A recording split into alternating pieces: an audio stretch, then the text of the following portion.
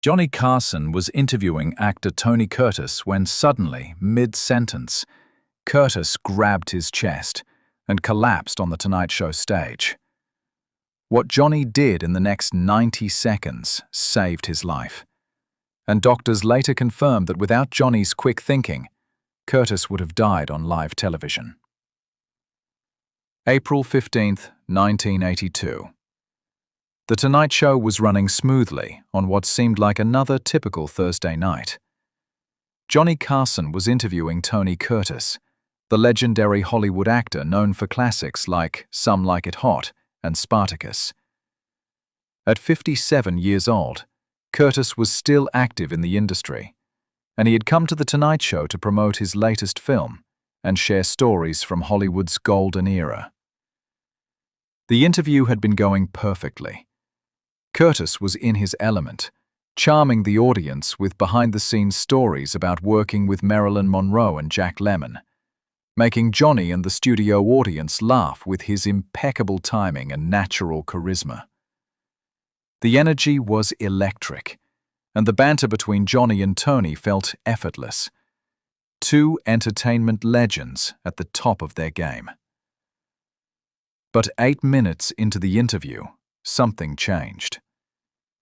Johnny Carson, with his decades of experience reading people and managing live television, noticed it first. Tony Curtis, who had been gesturing animatedly while telling a story about Billy Wilder, suddenly stopped mid-sentence. His face, which had been flushed with the warmth of laughter and storytelling, went pale. "Tony," Johnny said, leaning forward slightly. "You okay?" Curtis didn't answer immediately.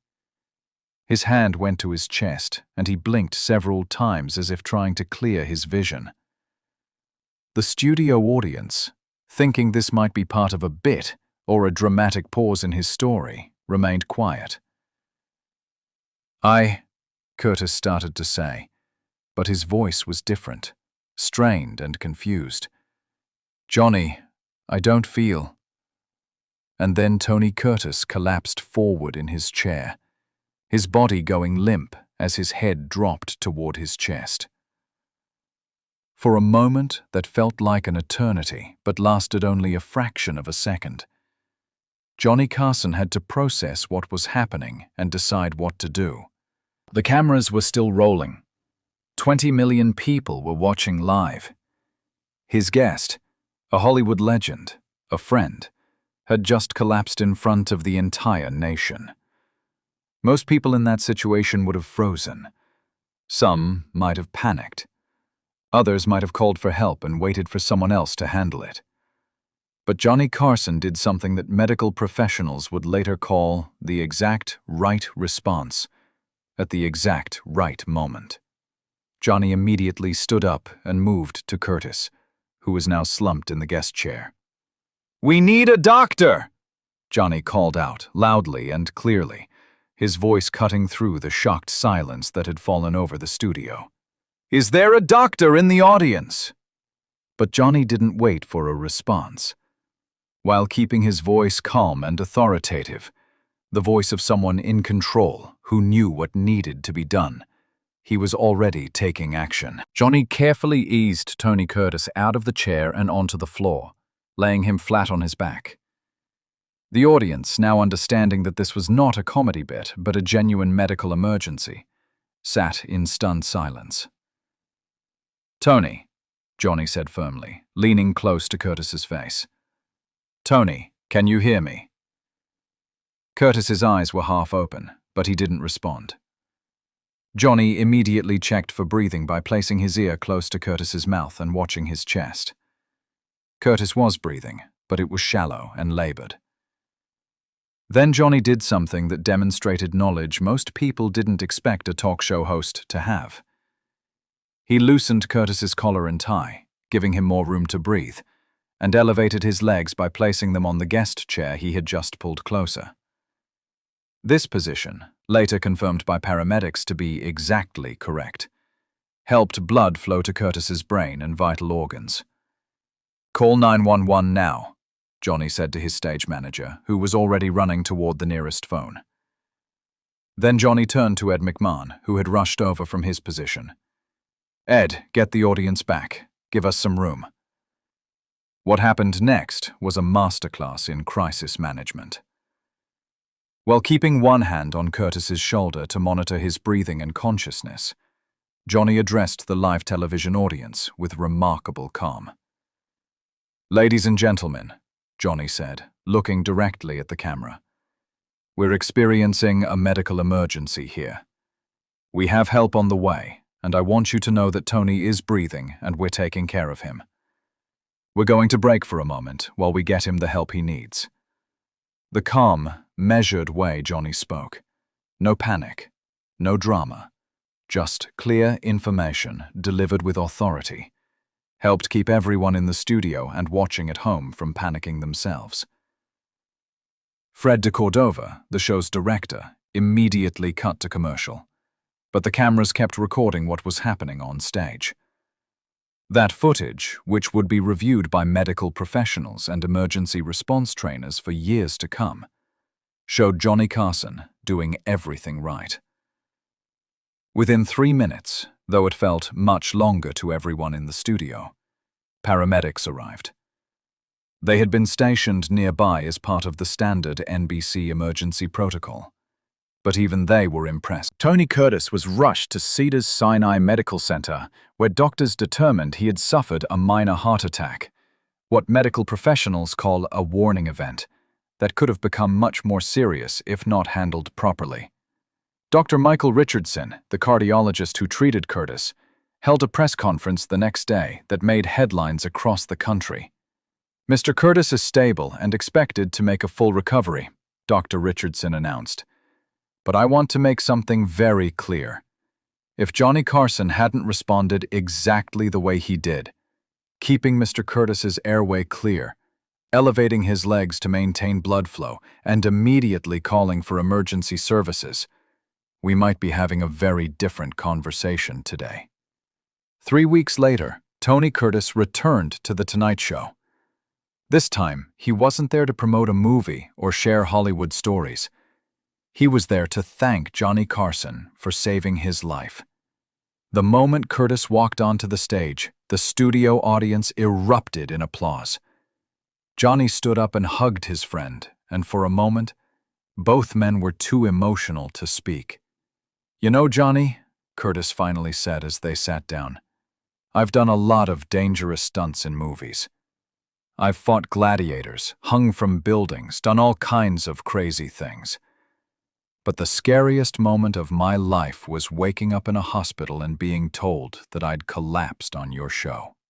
"The scary part for me," Johnny replied, "was seeing you go down and realizing that we might lose you right there. I'm just glad I remembered those Navy first aid courses." Curtis shook his head. "The doctors told me that what you did was more than basic first aid. You made decisions in seconds that took medical training to understand. You elevated my legs, which kept blood flowing to my brain. You loosened my collar, which helped me breathe. Every single thing you did was exactly right." What came out during that return interview was something that surprised many people who had watched Johnny Carson for years. After his Navy service, Johnny had continued taking emergency response training courses, quietly keeping his certification current year after year. "I always thought that if something went wrong on my show, if someone got hurt or sick, Johnny Carson's handling of Tony Curtis's medical emergency had effects that reached far beyond that one night." NBC immediately upgraded its emergency medical protocols for all its productions.